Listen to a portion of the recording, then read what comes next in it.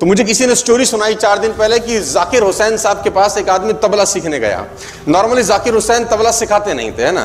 तो उसने बोला हुजूर चेला बना लो। तो उसने बोला चेला तो बनाता नहीं हूं। बोला जी आप ही से सीखना है, कोई भी कुछ भी करो, कुछ भी कीमत ले लो, लेकिन आप मुझको सिखा दो। तो जाकिर हुसैन ने बोला कभी तबला आज से पहले तूने कभी तबला बजाया?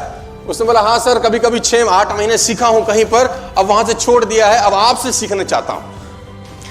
वो कुछ बढ़िया नहीं सिखा रहा था। अब आपसे सीखना चाहता हूं, आप बताओ क्या करना है, जो पैसा बोलेंगे देंगे, जो टाइम बोलेंगे देंगे। अब जाकिर हुसैन साहब को मस्करी सूझी। उसने कहा 5 साल लगेंगे और 5 लाख रुपए लगेंगे, तेरे को तबला सिखा देंगे। तो उसने बोला डन सर, 5 लाख भी दिए और 5 साल भी दिए, डन, सिखाओ सर। उसने बोला कल से तेरी क्लास चालू होगी। उसने बोला ठीक है। अभी वो डिस्कस कर रहे थे कि एक और लड़का आया। उसने बोला हुसैन साहब मुझको भी तबला सीखना है। वो छोटा सा लड़का 12-13 साल का। जाकिर हुसैन ने बोला सिखा देंगे। उसने बोला फीस कितनी लगेगी? बोला 1 साल और 1 लाख रुपए। तो आदमी ने बोला अन्याय है, ये तो अन्याय है। अभी 2 मिनट पहले 5 लाख रुपए हमको बोला और 5 साल बोला, इसको 1 लाख और 1 साल क्यों बोला? बोला तू 6 महीने सीख चुका है, 4 लाख और 4 साल तेरे मिटाने में लगेंगे जो तूने सीखा है। जो 4 लाख और 4 साल तेरे से फालतू मांगे हैं वो इरेज करना पड़ेगा जो तूने। मैं मुंबई में था, बहुत साल पहले की ये घटना है, और मेरा एक दोस्त है जिसका जो बेटा है वो बहुत अच्छा टेनिस खेलता था। और ये बिल्कुल सटीक उदाहरण है आज आपको मैं देना चाहता हूं। उसका लड़का बहुत अच्छा टेनिस खेला करता था। तो वो जब मैं मुंबई में उससे मिलने गया तो मैंने उसको बोला और भाई तेरा क्या हालचाल चल रहा है, तेरा बेटा कैसा है? तो उसने बोला टेनिस खेलता है, शानदार, फोरहैंड मारता है, बैकहैंड मारता है, स्मैश मारता है, और इसमें बड़ी संभावना है, लेकिन एक दुविधा में हूं। तो मैंने पूछा दुविधा क्या है? बोला यहाँ कुछ खास एकेडमी नहीं है मुंबई के अंदर, मैं चाहता हूँ बैंगलोर शिफ्ट हो जाऊं, तू क्या सलाह देता है मुझको?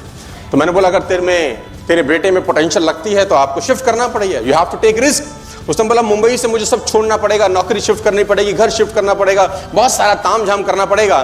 तो मैंने कहा जिंदगी बनाने के लिए जिंदगी दांव पे लगानी पड़ती है ना, जब तक रातें ना जागे नसीब नहीं जागता, यू हैव टू गो। तो वो मुंबई से बैंगलोर चला गया, अपना सब तामझाम उठा के, नौकरी शिफ्ट करने के बाद वो बैंगलोर चला गया। अब जब वो बैंगलोर चला गया तो बहुत महीने, 6 महीने, साल, 1.5 साल के बाद मेरा बैंगलोर जाने का मौका लगा, है ना। तो वो मुझको मिला। तो मैंने उसको पूछा और भाई तेरे बेटे का टेनिस एकेडमी में कैसा प्रैक्टिस चल रहा है? तो मुझे छूटते ही आग बबूला हो गया, बोला मरवा दिया साले तूने, बर्बाद कर दिया तूने। मैंने कहा क्या बात होगी? उसने बोला बंबई बिल्कुल ठीक था, फंस गए यहाँ पे तो बैंगलोर में आके। तो मैंने बोला तकलीफ क्या हुई? बोला तकलीफ यह है कि वहां 8-9 महीने, 10 महीने की कोचिंग के अंदर लड़का बैकहैंड मार रहा था, स्मैश मार रहा था, सर्विस रोक पा रहा था। मैंने कहा यहां क्या तकलीफ है? कह रहा 12 महीने के आसपास हो गया है, जो कोच है उसने रैकेट तक नहीं पकड़ा है लौंडे को मेरे। तो क्या कोचिंग हो रही है? तो मैंने कहा करता क्या है, सुबह 4 बजे बुलाता है, बोले 10 किलोमीटर दौड़वाता है, इतनी बड़ी बड़ी स्टेयर केस में ऊपर नीचे आधा घंटा करता है, 3 घंटे में उसका तेल निकाल देते, घर भेज देता है, कहता कल फिर आइयो। रैकेट नहीं पकड़ा रहा। तो मैं सोच रहा हूं कि मैं मुंबई वापस शिफ्ट हो जाऊं। तो मैंने बोला ऐसी गलती मत करियो, तेरा लड़का सही हाथों में है। क्योंकि टेनिस खेलना एक आर्ट है, वो आर्ट कभी भी डेवलप हो सकता है, लेकिन टेनिस खेलने के लिए जैसा शरीर होना चाहिए, तेरा कोच तेरे बेटे का वो शरीर पहले बना रहा है।